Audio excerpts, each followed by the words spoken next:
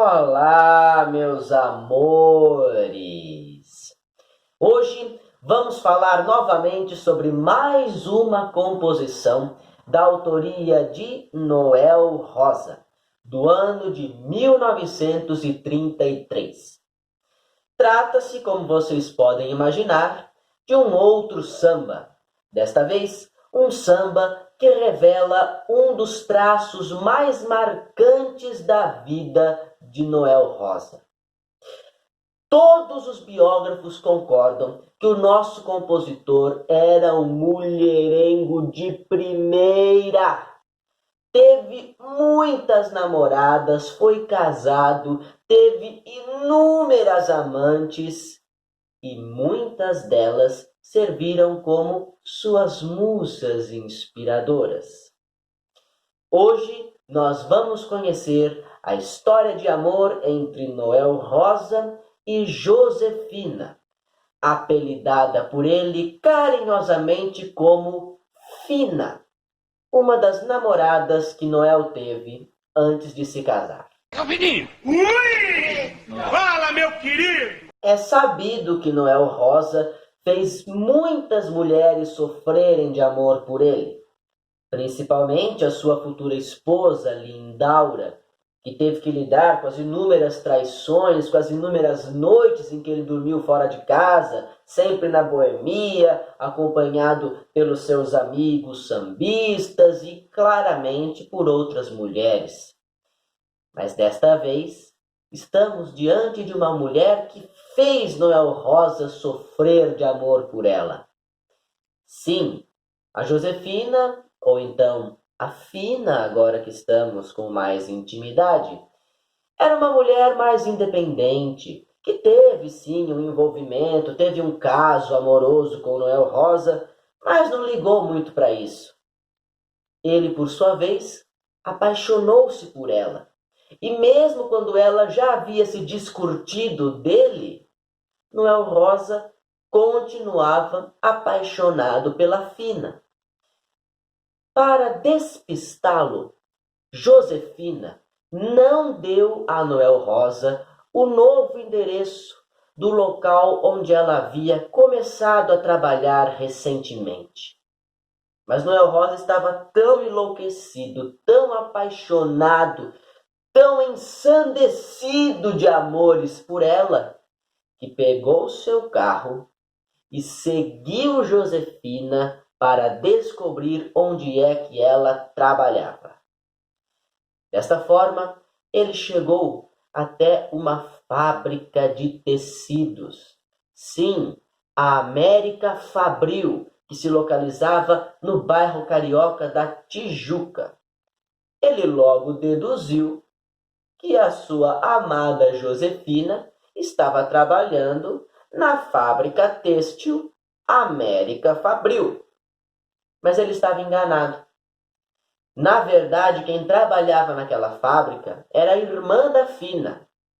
E a Fina, por sua vez, havia se deslocado até aquela fábrica apenas para levar a marmita, o almoço de sua irmã. Noel Rosa tirou conclusões precipitadas, porque, na verdade, a Josefina trabalhava numa fábrica de botões, a Rachia. Tudo bem que está ali pertinho, né? Tecidos, botões, tem tudo a ver com roupa. Mas ainda assim, ele estava enganado. Este engano bastou para servir de inspiração a Noel Rosa. Lá no bairro onde ele morava, a tão famosa Vila Isabel, havia uma fábrica de tecidos.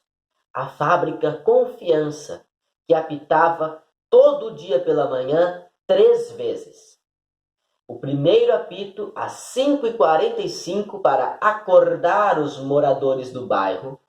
O segundo apito às 7 horas da manhã para indicar a abertura dos portões da fábrica para que os funcionários pudessem entrar para trabalhar. E o terceiro apito às 7h45 da manhã, quando os portões se fechavam e os operários que não haviam conseguido entrar para trabalhar perdiam o dia de trabalho e, portanto, teriam seu salário descontado.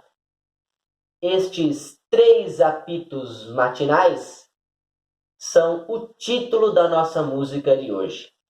Noel Rosa ouvia o apito da fábrica de tecidos Confiança e se lembrava da fábrica de tecidos América Fabril, onde ele achava que a Josefina trabalhava, quando na verdade ela trabalhava na fábrica de botões Rachia.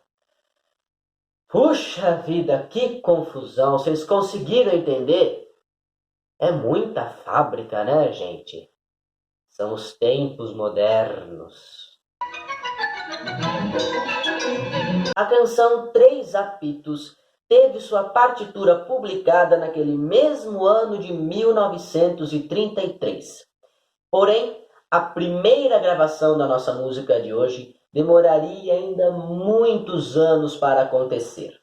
Somente em 1951, 14 anos depois da morte de Noel Rosa, é que 3 Apitos seria gravado pela primeira vez.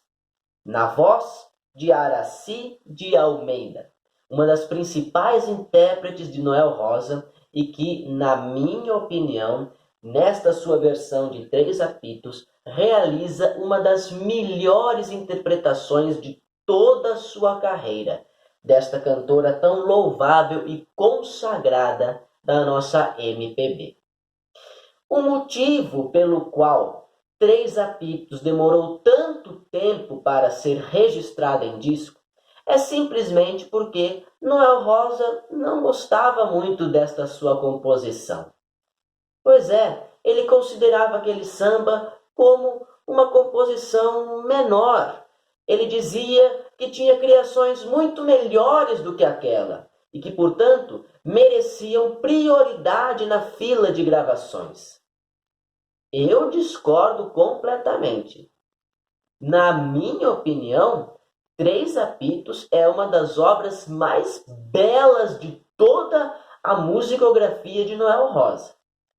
Mas, independentemente disso, eu vou deixar aí embaixo na descrição do vídeo para vocês a gravação original na voz de Aracy de Almeida. Dado que, já nos anos 30, a partitura de 3 Apitos havia sido publicada, a canção já era bastante conhecida na época de sua gravação no começo dos anos 50. Tanto é que, ainda em vida, Noel Rosa foi chamado durante uma entrevista para contar a história da canção 3 Apitos. Daí ele contou, a história da Josefina, da Fina, das fábricas que ela trabalhava, enfim. Mas ele era tão mulherengo, olha que coisa, ele era tão mulherengo. Olha só a frase que ele disse. 3 Apitos, na verdade, é uma canção que eu fiz para qualquer operária do Brasil se identificar. Vê se pode. O cara ali, 1936 isso. Noel Rosa morreria de tuberculose em 1937. Em 36, a tuberculose dele já estava bastante avançada. Então o cara ali, moribundo, querendo arranjar uma namorada operária. O cara querendo ser o rei das operárias. Vê se pode um negócio desse. É muito mulherengo, muito cafajeste. Cachorro perigoso, safado, carinhoso e pronto pra te dar amor. Historicamente, 3 Apitos é considerada uma canção romântica do repertório de Noel Rosa. Ele mesmo, lá naquela entrevista em 1936, garantiu que o seu romance com Josefina havia sido o mais sincero de toda a sua vida gloriosamente romântica. Portanto, os versos escritos por Noel Rosa em 3 Apitos também transmitiriam a sinceridade deste sentimento. Porém, durante a minha pesquisa, eu encontrei um artigo científico mais recente, do ano de 2017, que nos diz que talvez a coisa não seja tão bonita assim. O autor do artigo, chamado Guto Leite, defende que o eu lírico de 3 apitos estabelece com sua amada uma relação de poder semelhante à relação patrão-empregada, sendo que ele, o eu lírico, seria o patrão e sua amada seria a empregada. Para sustentar o seu ponto de vista, Guto Leite nos dá diversos exemplos que ele encontra na letra da música. Querem ver? Aquele verso que diz assim: você que atende ao apito de uma chaminé de barro, porque não atende ao grito tão aflito da buzina do meu carro. O autor diz que neste momento da canção, o eu lírico se equipara à chaminé da fábrica. Quando ele buzina o seu carro, ele exerce sobre sua amada uma pressão semelhante à autoridade, ao controladorismo que o apito da fábrica também exerce sobre ela. E a coisa não para por aí, não.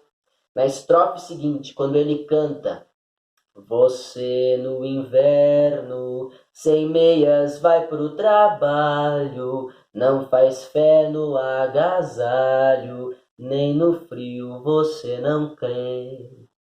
Historicamente, esta estrofe tem sido tomada como uma evidência da teimosia da amada do eu lírico. Mas, ao mesmo tempo, pode ser que ele esteja debochando, escarnecendo dela por conta da sua pobreza, que não tem dinheiro para comprar meias ou um agasalho decente. E logo na estrofe seguinte tem mais.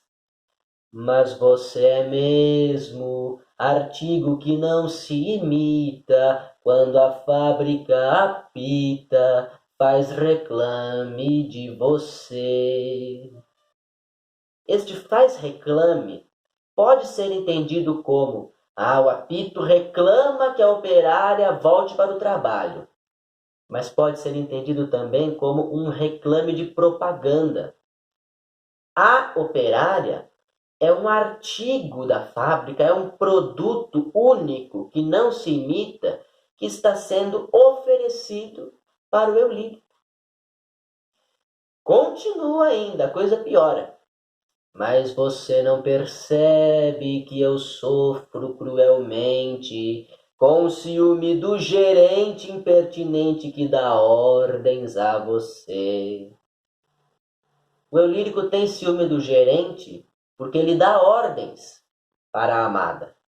Não é porque ela passa mais tempo com o gerente do que com o namorado, não.